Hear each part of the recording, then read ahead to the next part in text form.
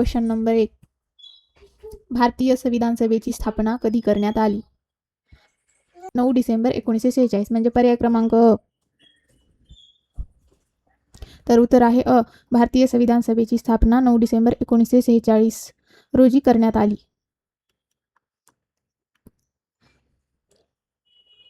प्रश्न क्रमांक 2. भारतीय राज्यघटनेच्या मसुदा समितीचे अध्यक्ष कोण होते? तर बघा पर्याय आहेत अ. डॉक्टर राजेंद्र प्रसाद, ब. डॉक्टर बाबासाहेब आंबेडकर, क. पंडित जवाहरलाल नेहरू, ड. सरदार वल्लभभाई पटेल.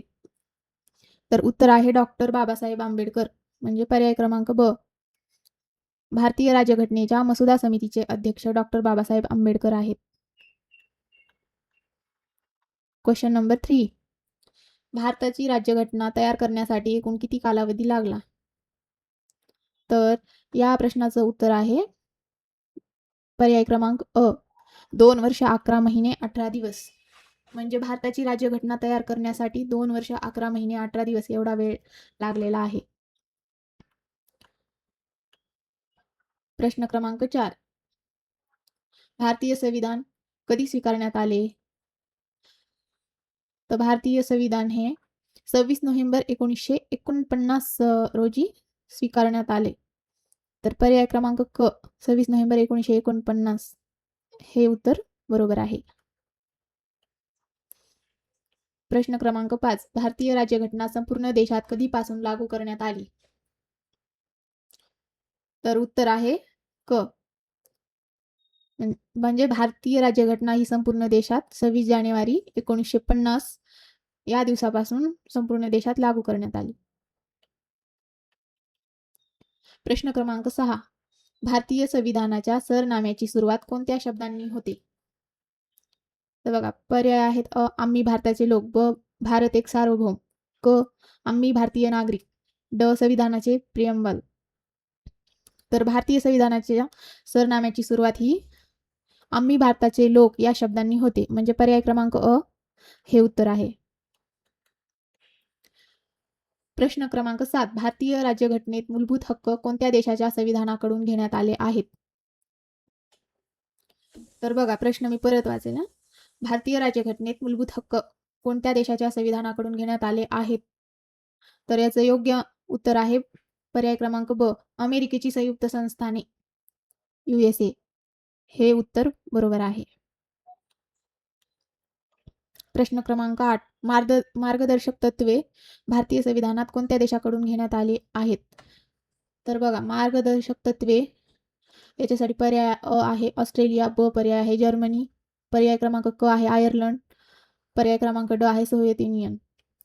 तर आन्सर आहे पर्याय क्रमांक क. आयर्लंडकडून मार्गदर्शक तत्वे ही भारतीय संविधानात आयर्लंड या देशाकडून घेण्यात आली आहेत. प्रश्न क्रमांक 9. भारतीय संविधानाच्या कोणत्या कलमाला डॉक्टर बाबासाहेब आंबेडकरांनी संविधानाचा आत्मा आणि हृदय म्हटले आहे? तर पर्याय आहेत अ. कलम 19, ब. कलम 21, क. कलम 32, ड. कलम 36. तर बघा उत्तर आहे पर्याय क्रमांक क. कलम 32. भारतीय संविधानाच्या कलम 32 ला डॉक्टर बाबासाहेब आंबेडकरांनी संविधानाचा आत्मा आणि हृदय म्हटले आहे. प्रश्न क्रमांक 10. सध्या भारतीय संविधानात किती मूलभूत कर्तव्ये समाविष्ट आहेत? पर्याय आहेत अ. 10, ब. 11, क. 12, ड. 9. तर सध्या भारतीय संविधानात पर्याय क्रमांक ब. 11. म्हणजे सध्या भारतीय संविधानात 11 मूलभूत कर्तव्ये समाविष्ट आहेत. प्रश्न क्रमांक 11. भारताचे राष्ट्रपती होण्यासाठी किमान वयोमर्यादा किती असावी? बघा पर्याय आहेत अ. 25 वर्ष, ब. 30 वर्ष, क. 35 वर्ष, ड. 40 वर्ष. तर योग्य उत्तर आहे क. 35 वर्ष. भारताचे राष्ट्रपती होण्यासाठी किमान 35 वर्ष वयोमर्यादा असावी. प्रश्न क्रमांक 12. राज्यसभेचे अध्यक्षपद कोण भूषवतो? तर राज्यसभेचे अध्यक्षपद हे भारताचे पर्याय क्रमांक अ आहे भारताचे राष्ट्रपती, ब. आहे भारताचे पंतप्रधान, क. भारताचे उपराष्ट्रपती, ड. लोकसभेचे सभापती. तर योग्य उत्तर आहे क, भारताचे उपराष्ट्रपती. म्हणजे राज्यसभेचे अध्यक्षपद हे भारताचे उपराष्ट्रपती भूषवतात. प्रश्न क्रमांक 13. संसदेच्या संयुक्त बैठकीचे अध्यक्षस्थान कोण भूषवतो? पर्याय क्रमांक देशाचे राष्ट्रपती, ब आहे लोकसभेचे सभापती, क आहे उपराष्ट्रपती, ड आहे सरन्यायाधीश. तर संसदेच्या संयुक्त बैठकीचे अध्यक्षस्थान हे लोकसभेचे सभापती. म्हणजेच पर्याय क्रमांक ब हे बरोबर आहे. हे बरोबर उत्तर आहे. भारतीय संविधानाच्या कोणत्या कलमानुसार वित्तीय आणीबाणी घोषित केली जाते? प्रश्न क्रमांक 14. प्रश्न क्रमांक 14 आहे भारतीय संविधानाच्या कोणत्या कलमानुसार वित्तीय आणीबाणी घोषित केली जाते? तर याचं योग्य आन्सर आहे अ, ब, क, ड या पर्यायांपैकी उत्तर आहे क, कलम 360. म्हणजे भारतीय संविधानाच्या कलम 360 कलमानुसार वित्तीय आणीबाणी घोषित केली जाते. प्रश्न क्रमांक 15. लोकसभा सदस्य होण्यासाठी किमान वयोमर्यादा किती आहे?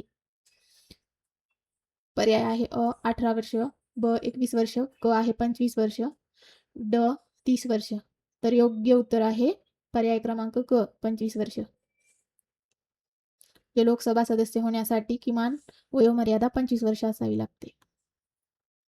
प्रश्न क्रमांक 16. विधानसभा सदस्याचा आमदार कार्यकाल किती वर्षाचा असतो? पर्याय क्रमांक अ 4 वर्ष, ब 5 वर्ष, क 6 वर्ष, ड आजीवन. तर विधानसभा सदस्याचा आमदार कार्यकाल हा पर्याय क्रमांक ब 5 वर्षांचा असतो. प्रश्न 17. भारतीय राज्यघटनेनुसार सर्वोच्च न्यायालयाच्या न्यायाधीशांची सेवानिवृत्ती वयोमर्यादा किती आहे? तर मी परत एकदा प्रश्न वाचवते. भारतीय राज्यघटनेनुसार सर्वोच्च न्यायालयाच्या न्यायाधीशांची सेवानिवृत्तीची वयोमर्यादा किती आहे? पर्याय क्रमांक 60 वर्ष, ब 62 वर्ष, क आहे 65 वर्ष, ड आहे 70 वर्ष. तर योग्य उत्तर आहे क 65 वर्ष. प्रश्न क्रमांक 18. घटना दुरुस्तीची प्रक्रिया भारतीय संविधानात कोणत्या देशाच्या संविधानातून घेतली आहे? तर पर्याय आहेत अ दक्षिण आफ्रिका, ब ब्रिटन, क फ्रान्स, ड जर्मनी. तर या प्रश्नाचं योग्य उत्तर आहे दक्षिण आफ्रिका. पर्याय क्रमांक अ हे योग्य उत्तर आहे. खालीलपैकी कोणत्या कलमाद्वारे अस्पृश्यता नष्ट करण्यात आली आहे? पर्याय क्रमांक कलम 15, ब कलम 16, क कलम 17, ड कलम 18. तर उत्तर आहे योग्य उत्तर आहे पर्याय क्रमांक क कलम 17. या कलमाद्वारे अस्पृश्यता नष्ट करण्यात आली आहे. प्रश्न क्रमांक 20. भारतीय राज्यघटनेच्या मसुदा समितीत एकूण किती सदस्य होते? अ पर्याय आहे अ 5, ब 7, क 9, ड 11. तर भारतीय राज्यघटनेच्या समितीत एकूण सदस्य पर्याय क्रमांक ब 7 सदस्य होते. तर उत्तर आहे ब 7. प्रश्न क्रमांक 21. राष्ट्रीय आपत्कालीन स्थिती नॅशनल इमर्जन्सी कोणत्या कलमाअंतर्गत घोषित केली जाते? पर्याय आहेत अ कलम 352, ब कलम 356, क कलम 360, ड कलम 365. तर योग्य उत्तर आहे पर्याय क्रमांक अ कलम 352. म्हणजे राष्ट्रीय आपत्कालीन स्थिती ही कलम 352 कलमाअंतर्गत घोषित केली जाते. प्रश्न क्रमांक 22. भारतीय संविधानात किती वेळा सरनाम्यात दुरुस्ती करण्यात आली आहे? पर्याय आहेत अ कधीच नाही, ब 2 वेळा, क एकदा, ड 3 वेळा. तर योग्य उत्तर आहे क एकदा. म्हणजे 1976 मध्ये 42वी घटना दुरुस्ती करण्यात आली होती. म्हणजे भारतीय संविधानात एकदा सरनाम्यात दुरुस्ती करण्यात आली आहे. प्रश्न क्रमांक 23. ग्रामपंचायतीची स्थापना संविधानातील कोणत्या भागाशी संबंधित आहे? तर पर्याय अ आहे मूलभूत हक्क, ब मार्गदर्शक तत्वे कलम 40, क मूलभूत कर्तव्य, ड सरनामा. योग्य उत्तर आहे ब मार्गदर्शक तत्वे कलम 40. म्हणजे ग्रामपंचायतीची स्थापना संविधानातील मार्गदर्शक तत्वे कलम 40 शी संबंधित आहे. प्रश्न क्रमांक 24. भारताचे महान्यायवादी यांची नियुक्ती कोण करतो? अ पर्याय आहेत अ पंतप्रधान, ब सरन्यायाधीश, क राष्ट्रपती, ड संसदेचे दोन्ही मंडळ. तर तर योग्य उत्तर आहे क राष्ट्रपती. म्हणजे भारताचे महान्यायवादी यांची नियुक्ती राष्ट्रपती करतो. प्रश्न 25. भारतात द्विदल संसद पद्धती कोणत्या देशावरून स्वीकारली आहे? पर्याय आहे अ ब्रिटन, ब अमेरिका, क कॅनडा, ड ऑस्ट्रेलिया. तर योग्य उत्तर आहे अ ब्रिटन. भारतात द्विदल संसद पद्धती ही ब्रिटन या देशाकडून स्वीकारली आहे. प्रश्न क्रमांक 26. पंचायत राज पद्धतीचा स्वीकार करणारे भारतातील पहिले राज्य कोणते? पर्याय क्रमांक अ महाराष्ट्र, ब उत्तर प्रदेश, क राजस्थान, ड गुजरात. तर योग्य उत्तर आहे क राजस्थान. 2 ऑक्टोबर 1959 रोजी नागौर जिल्हा हे उत्तर आहे. पंचायत राज पद्धतीचा स्वीकार करणारे भारतातील पहिले राज्य हे राजस्थान आहे. भारतीय संविधानाचे शिल्पकार म्हणून कोणाला ओळखले जाते? प्रश्न क्रमांक 27 आहे. भारतीय संविधानाचे शिल्पकार म्हणून कोणाला ओळखले जाते? पर्याय अ आहे पंडित जवाहरलाल नेहरू, ब आहे डॉक्टर बाबासाहेब आंबेडकर, क महात्मा गांधी, ड सरदार वल्लभभाई पटेल. तर योग्य उत्तर आहे ब डॉक्टर बाबासाहेब आंबेडकर. प्रश्न क्रमांक 28. घटना समितीचे कायमस्वरूपी अध्यक्ष म्हणून कोणाची निवड झाली होती? पर्याय क्रमांक अ डॉक्टर सच्चिदानंद सिन्हा, ब आहे डॉक्टर राजेंद्र प्रसाद, क आहे जे बी कृपलानी, ड सी राजगोपालचारी. तर योग्य उत्तर आहे डॉक्टर राजेंद्र प्रसाद. पर्याय क्रमांक ब. प्रश्न क्रमांक 29.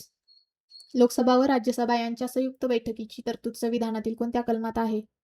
पर्याय क्रमांक अ कलम 108, ब कलम 112, क कलम 249, ड कलम 368.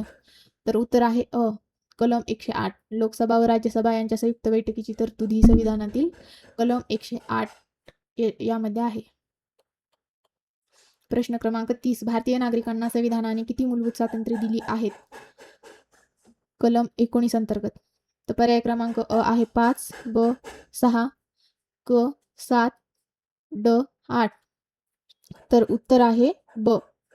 पर्याय क्रमांक ब 6. भारतीय नागरिकांना संविधानाने 6 मूलभूत स्वातंत्र्य दिली आहेत कलम 19 अंतर्गत.